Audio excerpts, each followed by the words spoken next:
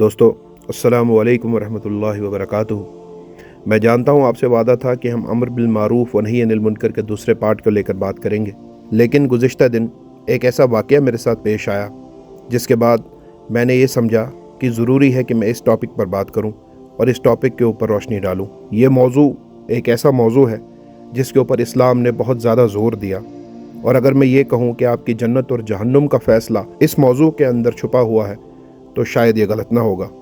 और वो टॉपिक है इस्लाम में हमसायों के हुकूक। अपने टॉपिक से हटकर इस टॉपिक पर आने की वजह मुझे कल आया हुआ एक कॉल है, और उस कॉल करने वाले मेरे हमदर्द ने जो पहली लाइन मुझसे कही, उस लाइन ने मुझे मजबूर किया कि इस टॉपिक को मैं एड्रेस करूं और इस टॉपिक के ऊपर बात करूं।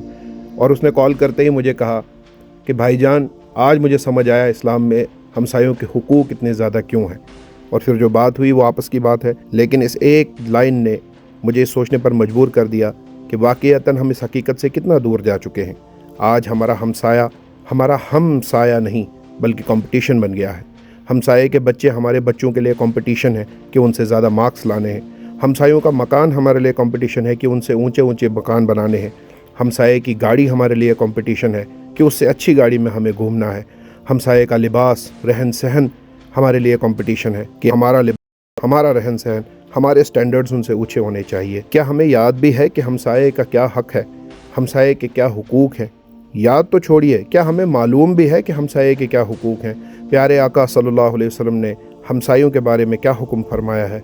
आइए इस टॉपिक को लेकर आगे चलते हैं। तो दोस्तों, आज हम उस रिश्ते के बारे में बात कर रहे हैं। जी हाँ, रिश्ते के बारे में बात करते हैं जो दीवार के उस पार रहता है। वो रिश्ता न खून का है न पहचान का है, मगर फिर भी जिसके हुकूक हमारे ईमान का हिस्सा है। आज के इस दौर में जहाँ हम एक ही बिल्डिंग में सालों रहते हैं मगर अपने पड़ोसी का नाम तक नहीं जानते, वहाँ इस्लाम हमें एक ऐसा दर्स देता है जो हमारी सोच बदल देगा। क्या आप जानते हैं कि प्यारे आका सल्लल्लाहु अलैहि वसल्लम ने पड़ोसी के हक़ की किस कदर अहमियत दी है? ये सिर्फ़ एक अखलाकी सबक नहीं बल्कि अल्लाह की तरफ से एक फ़र्ज़ है। अल्लाह सुब्हानहू व तआला कुरान पाक में इरशाद फरमाते हैं, और अल्लाह की इबादत करो और उसके साथ किसी को शरीक न ठहराओ, और माँ बाप के साथ भलाई करो, और रिश्तेदार हमसायों और अजनबी हमसाए और साथ बैठने वाले साथी के साथ भी हुस्न सलूक करो। हमारे प्यारे आका नबी करीम सल्लल्लाहु अलैहि वसल्लम ने फरमाया, जिब्रील अलैहिस्सलाम मुझे पड़ोसी के बारे में इस कदर बार बार वसीयत करते रहे कि मुझे ये गुमा होने लगा कि शायद अल्लाह ताला पड़ोसी को जायदाद में वारिस ही न ठहरा दे। सुभान अल्लाह, ज़रा इस बात की गहराई को सोचें। एक पड़ोसी जो आपके खून का रिश्ता नहीं है, उसे अल्लाह ने इतना बुलंद मर्तबा दिया कि वो वारिस बनने के करीब पहुंच गया। एक मर्तबा अल्लाह के नबी सल्लल्लाहु अलैहि वसल्लम ने 3 बार कसम खाकर फरमाया, अल्लाह की कसम वो मोमिन नहीं, अल्लाह की कसम वो मोमिन नहीं, अल्लाह की कसम वो मोमिन नहीं। सहाबा रज़ी अल्लाह ताला अन्हुम अजमईन काँप उठे और पूछा, या रसूलुल्लाह, कौन? आप सल्लल्लाहु अलैहि वसल्लम ने फरमाया, वो शख्स जिसका पड़ोसी उसकी शरारत और तकलीफ़ों से महफूज ना हो। इस्लाम हमसे सिर्फ ये नहीं कहता कि पड़ोसी को तकलीफ़ न दो, बल्कि ये कहता है कि उनकी खुशी और गमी में शरीक हो। अगर वो बीमार हो जाएं तो उनकी आयादत करो, अगर वो कोई मदद मांगे तो पीछे ना हटो। हज़रत मोहम्मद मुस्तफ़ा सल्लल्लाहु अलैहि वसल्लम ने इरशाद फरमाया कि अगर तुम सालन पकाओ तो उसमें पानी थोड़ा ज़्यादा कर लो ताकि पड़ोसी का भी हिस्सा निकाल सको। ये छोटी सी कोशिश मोहब्बत बढ़ाने का सबसे बड़ा रास्ता है। सही बुखारी में रिवायत है कि एक यहूदी लड़का जो नबी करीम सल्लल्लाहु अलैहि वसल्लम की खिदमत किया करता था और पड़ोस में रहता था, सख्त बीमार पड़ गया। अल्लाह के नबी सल्लल्लाहु अलैहि वसल्लम उसकी आयादत के लिए घर गए।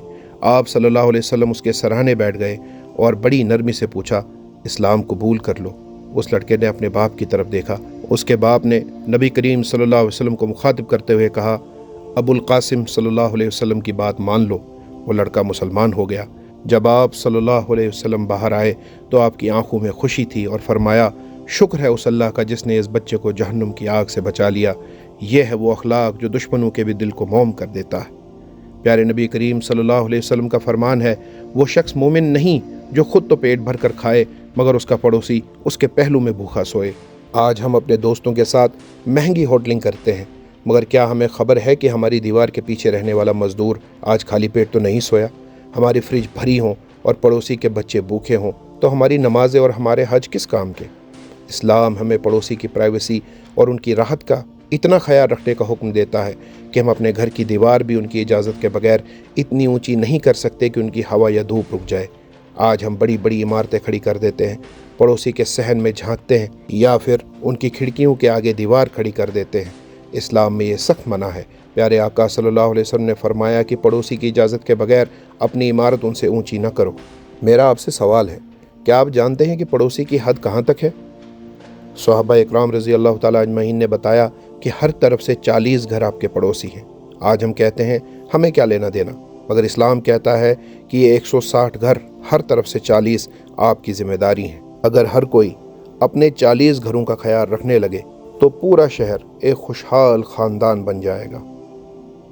नबी करीम सल्लल्लाहु अलैहि वसल्लम ने इरशाद फरमाया कि पड़ोसी की बीवी के साथ बुरा काम करना किसी अजनबी औरत के साथ बुरा काम करने से 10 गुना ज़्यादा संगीन है। इसी तरह किसी पड़ोसी के घर चोरी करना 10 दूसरे घरों में चोरी करने से बड़ा गुनाह है। क्यों? क्योंकि पड़ोसी का घर आपके लिए अमानत होना चाहिए था और आपने उस ट्रस्ट को तोड़ दिया। पड़ोसी की इज्जत हमारी अपनी इज्जत होनी चाहिए। एक मरतबा सहाबा रज़ी अल्लाह ताला अन्हा ने एक औरत का जिक्र किया जो रात भर नफल नमाज़ें पढ़ती थी और दिन को रोज़ा रखती थी, और उसकी ज़ुबान से उसके पड़ोसी दुखी थे। रसूल अकरम सल्लल्लाहु अलैहि वसल्लम ने एक जुमले में फ़ैसला सुना दिया, वो जहन्नमी है। फिर एक और औरत का जिक्र किया जो फ़र्ज़ नमाज़ें पढ़ती थी बस, और थोड़ी सी खैरात करती थी, मगर पड़ोसी उससे खुश थे। आप सल्लल्लाहु अलैहि वसल्लम ने फरमाया वो जन्नती है। सोचिए दोस्तों, हमारी नमाज़ें और हमारी तस्बीह, हमारा सजदा तब तक अल्लाह को पसंद नहीं आएगा जब तक हमारे हाथ और ज़ुबान से हमारे पड़ोसी महफूज नहीं है। अगर आपका पड़ोसी आपको तंग करता है तो पहला सबक सब्र है, मगर इस्लाम ने हर मसले का हल दिया है। एक दफ़ा एक शख्स ने अपने पड़ोसी की बार बार शिकायत की तो प्यारे आका सल्लल्लाहु अलैहि वसल्लम ने फरमाया कि अपना घर का सामान उठाकर रास्ते में रख दो। जब लोगों ने पूछा तो बताया कि मेरे पड़ोसी मुझे घर में रहने नहीं देते। लोगों ने उस पड़ोसी पर इतनी लानत की कि वो भागा हुआ आया और माफ़ी मांगने लगा। इस्लाम हमें बेबस नहीं छोड़ता, बल्कि बुराई को रोकने का तरीका सिखाता है। आज हमारे घर एक दूसरे से जुड़े हुए ज़रूर हैं, मगर दिल एक दूसरे से दूर है। हम अपनी गाड़ी को पार्क करते वक्त ये नहीं सोचते कि कहीं पड़ोसी का रास्ता तो नहीं रुक रहा। हम रात को ज़ोर ज़ोर से टीवी चलाते हैं, म्यूज़िक चलाते हैं, और पड़ोसी के सोते हुए बच्चे का नहीं सोचते। इस्लाम हमें सिखाता है कि पड़ोसी का रास्ता न रोको, उनके घर के बाहर अपने घर का कचरा न फेंको, और अगर वो अकेले हों तो उनकी खबर लो। हमारा ईमान हमारे पड़ोसी की मुस्कुराहट में छुपा हुआ है। आखिर में सिर्फ एक बात, हमारे नबी करीम सल्लल्लाहु अलैहि वसल्लम ने फरमाया, वो शख्स जन्नत में दाखिल नहीं होगा जिसका पड़ोसी उसके शर से महफूज ना हो। दोस्तों, हमारी जन्नत का रास्ता हमारी दीवार के उस पार से गुजरता है। आज ही अपने पड़ोसी से माफ़ी मांगे अगर कोई गलती हुई हो, और उनके लिए रहमत का बाइस बने। अल्लाह हम सबको एक अच्छा पड़ोसी बनने की तौफीक अता फरमाए। आमीन।